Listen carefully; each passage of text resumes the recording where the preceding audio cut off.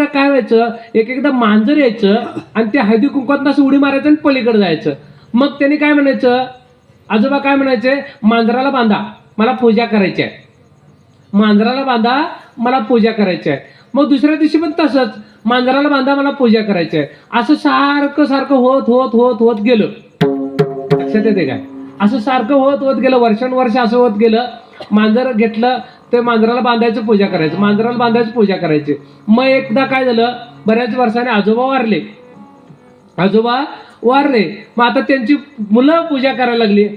मुलं पूजा करायला लागली आणि मुलं काय म्हणायचे, मांजराला बांधा, मला पूजा करायची आहे. मांजराला बांधा, मला पूजा करायची आहे. एकदा काय झालं, मांजर मेलं. मांजर मेलं.